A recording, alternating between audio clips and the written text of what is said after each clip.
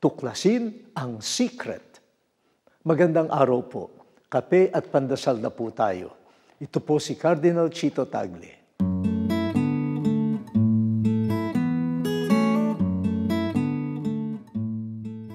Nagsimula na po ang panahon ng Adbyento.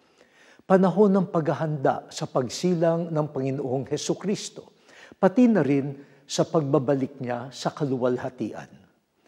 Ano ang kadalasang ginagawa nating paghahanda sa pagdating ng Pasko?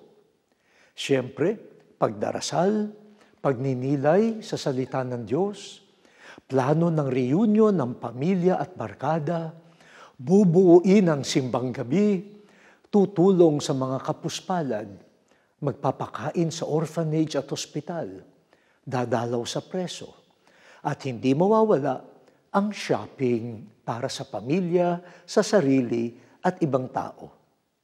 Hindi tayo nauubusan ng plano para maging handa sa Pasko. May isa po akong mungkahi.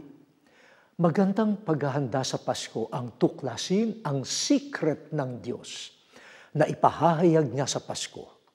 Kapag tinanong natin sa isang tao, ano ang secret niya sa tagumpay? Sa masarap na luto o mataas na grade sa eskwela, ang sagot ay, secret nga eh. Hindi ko pwedeng sabihin. Ibahin natin ang Diyos. Ang kanyang secret ay ibabahagi niya, ibubunyag niya, at ikakalat niya para mapalapit tayo sa Kanya. Sana maging interesado tayong tuklasin ang secret ng Diyos. Abangan, magbantay.